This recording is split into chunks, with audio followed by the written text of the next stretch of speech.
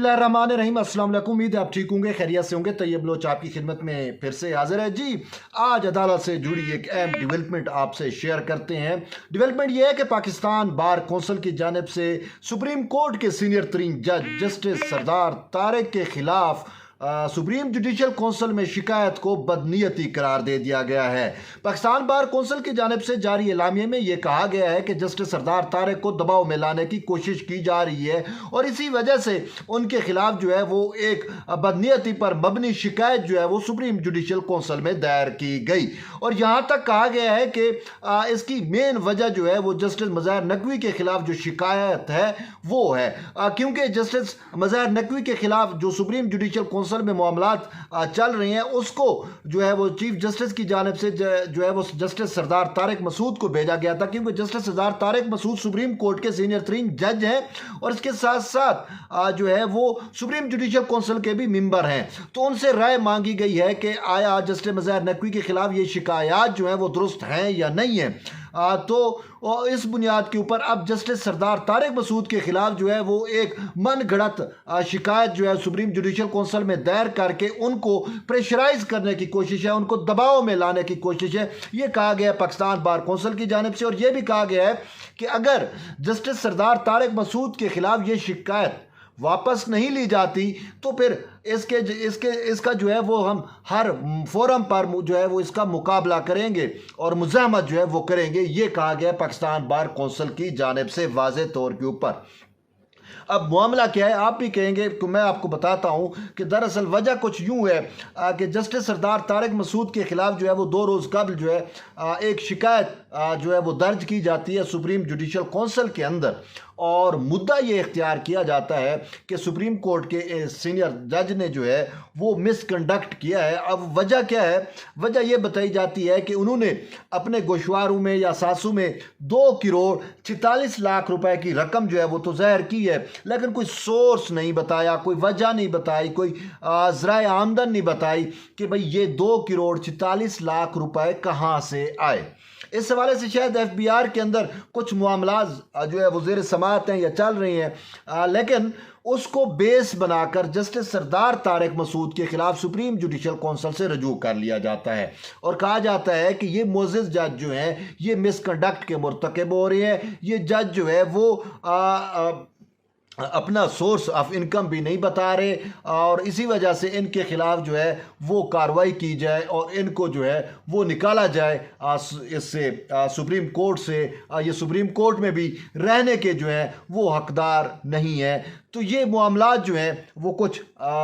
Discuss किए गए हैं, लेकिन उसके बाद अब पाकिस्तान बार कौंसिल ने इस मामले को जो है वो बदनीयती पर मबनी करार दे दिया, लेकिन इसमें कोई जान नहीं है, कोई रूह नहीं है, कोई जो है आप ठोस चीज़ नहीं है। वाकई पाकिस्तान बार कौंसिल की इस बात से हम भी किसी हद तक जो है वो मुत्तफिक हैं कि ये जस्टिस सरदार तारिक मसूद के खिलाफ एक साजिश है कि किसी न किसी तरीके से उनको जो है वो दबाव में लाया जाए। जैसे पाकिस्तान बार कौंसिल ने कहा कि जस्टिस मज़ाहिर नकवी की वजह से ऐसा हो रहा है, तो अब मैं आपको एक्सप्लेन करता हूँ कि मज़ाहिर नकवी के खिलाफ जो मामला है वो क्या है। और असल में जस्टिस मज़ाहिर नकवी ने कुछ रोज़ काबिल कुछ अरसा काबिल यानी कि आप कह सकते हैं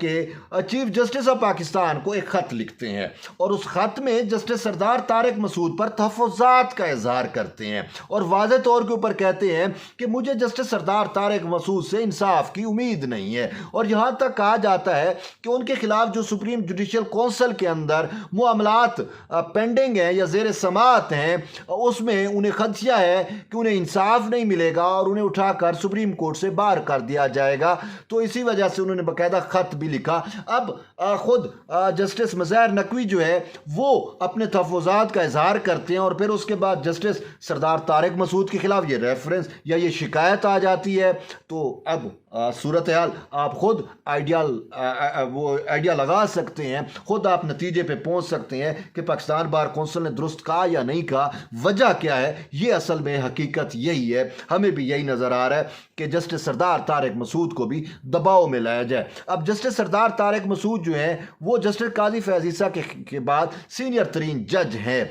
यानी कि مطلب ہے ان کا chief justice of Pakistan Umar Ata Bandial سے بھی ہمیشہ اختلاف رہا اور اصولی وجہ سے اختلاف رہا، اور ایون کہ یہ جو ملٹری کورٹ والا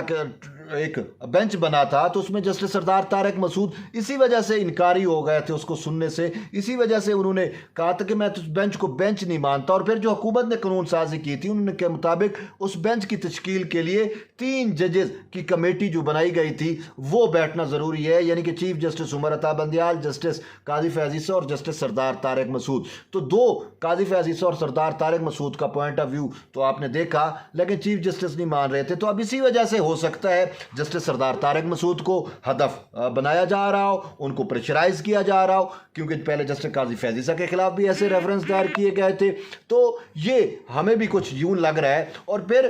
جو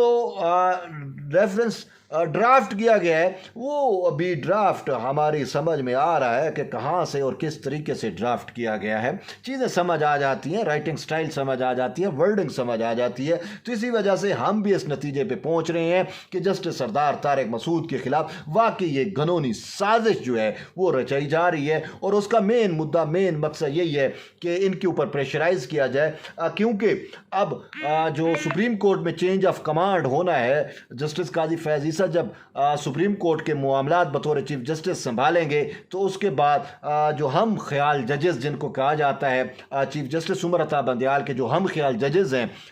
وہ خطرے میں پڑ گئے ہیں، تو اب وہ ہاتھ پاؤں مار رہے ہیں کہ کسی نہ کسی طریقے سے چیزوں کو ڈسپیوٹڈ کر دیا جائے تاکہ ان کے خلاف کارروائی نہ ہو سکے۔ جیسے میں جسٹس مظاہر نقوی کی بات کی ہے، اس طریقے سے اور بھی جج ہیں، میں ان کے نام جو ہے وہ یہاں پہ لینا مناسب نہیں سمجھ رہا، کیونکہ وہ بھی معزز جج ہیں ہمارے نزدیک، جب تک کسی پہ کوئی چیز ثابت نہیں ہوتی تو وہ رسپیکٹیبل جج ہی ہوتا ہے۔ تو اسی طریقے سے